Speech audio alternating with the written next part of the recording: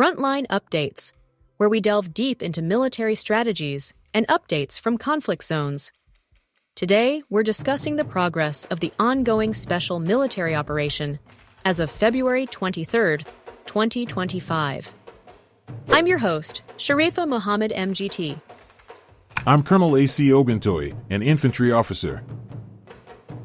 Extensive aerial and artillery strikes, Russian operational tactical aviation, UAVs, missile troops, and artillery targeted Ukrainian military infrastructure, damaging airfields, drone operation facilities, and fuel depots across 142 districts. Air defense systems successfully downed 4 French-made Hammer guided aerial bombs, a U.S.-made HIMARS system, and 73 aircraft-type unmanned aerial vehicles. Welcome to Frontline Updates, your trusted source for the latest developments on security and defense operations involving military forces. I'm your host, and today we have an exclusive interview with Colonel A.C. Oguntoye, who will provide insights into the progress of the special military operation as of February 23, 2025. Colonel Oguntoye, thank you for joining us. Thank you for having me. Let's start with the basics. Are Ukrainian F-16s now actively engaging in combat in the Kursk direction? Yes, they are. We have noted a sharp increase in F-16 activity over the past week.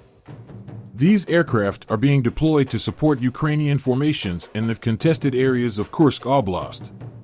Initially, their flights appeared to be route familiarization missions, but now they are actively involved in strike coordination and air superiority missions. What is happening in the Kharkiv direction? Our North Group of Forces has been actively engaging Ukrainian formations in the Kharkiv region, particularly in the areas of Volchansk and Zolokiv. We inflicted significant losses on Ukrainian motorized infantry and territorial defense brigades. Over the past 24 hours, the enemy lost up to 30 servicemen, 6 armored combat vehicles, and 2 artillery pieces, including a U.S.-made 155mm M777 howitzer. These actions are part of our continued effort to neutralize Ukrainian defensive positions and disrupt their ability to reinforce other sectors. What progress has been made by the West Group of Forces? The West Group of Forces has improved its tactical position and delivered heavy losses to Ukrainian formations in multiple settlements, including Kupiansk, Dvireknia, and Peskanoy in the Kharkiv region, as well as Yampolivka and Yampol in the Donetsk People's Republic. Ukrainian forces suffered up to 190 personnel losses, along with the destruction of 2 U.S.-made M113 armored personnel carriers, a French-made VAB armored personnel carrier, 5 vehicles, and 4 field artillery guns, 2 of which were NATO-supplied.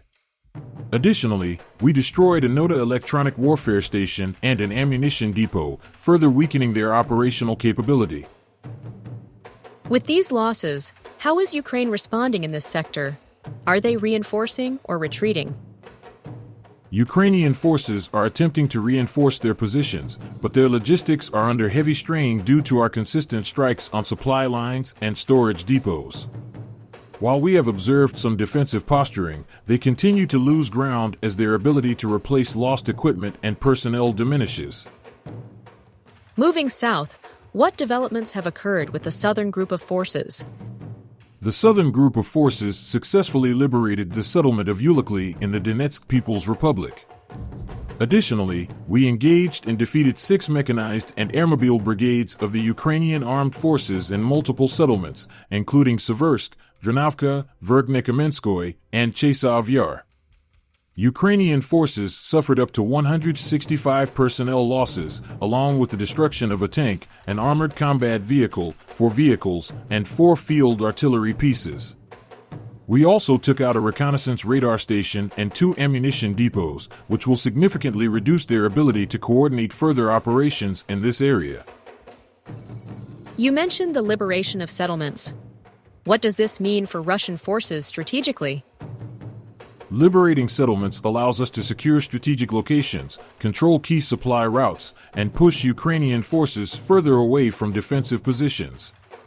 This, in turn, gives us the opportunity to consolidate gains, disrupt enemy logistics, and prepare for further advances. What can you tell us about the center group of forces? The Center Group has completed the liberation of Novoandrievka in the Donetsk People's Republic. This was a significant victory as we inflicted heavy losses on Ukrainian mechanized, ranger, and assault brigades, as well as their National Guard units.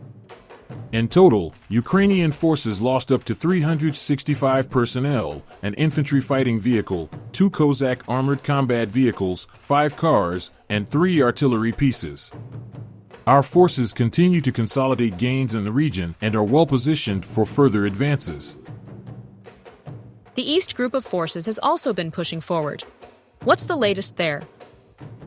Our East Group of forces is continuing its advance into the depths of enemy defenses, striking Ukrainian tank, mechanized, and airborne assault brigades. We have inflicted over 150 personnel losses in the areas of Konstantinopol, Razlev, Bogodar, and Komar in the Donetsk People's Republic and Guliapol in the Zaporizhia region. We also destroyed a Novator combat armored vehicle, 5 cars, 4 field artillery pieces, and 2 ammunition depots. These advances continue to limit Ukraine's ability to reinforce other sectors. The Dnieper Group of forces has also been engaged in key areas. What's the latest update from that front? The Dnieper Group has inflicted heavy losses on Ukrainian mechanized, mountain assault, and coastal defense brigades in Kherson and Zaporizhia. The enemy suffered up to 85 personnel losses, and we successfully destroyed 7 vehicles, 2 artillery pieces, 2 electronic warfare stations, and 2 ammunition depots. These actions are further degrading Ukraine's ability to sustain operations in this sector. Beyond ground combat, what has been the role of air and missile forces in recent operations? Our operational tactical aviation, missile troops, and unmanned aerial vehicles have carried out precision strikes on Ukrainian infrastructure, including military airfields, training areas, drone operation facilities, and fuel depots.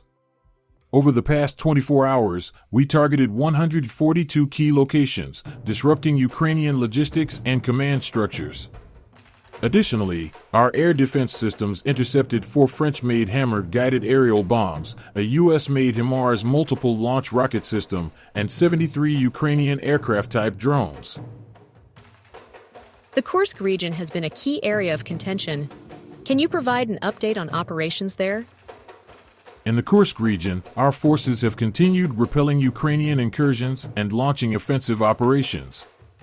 Over the past 24 hours, we inflicted heavy losses on Ukrainian formations, repelled 4 counterattacks, and struck multiple settlements with precision artillery and airstrikes. Ukrainian forces lost over 200 personnel, 2 infantry fighting vehicles, 2 armored personnel carriers, 14 armored combat vehicles, 14 cars, an M270 MLRS launcher, and several other military assets.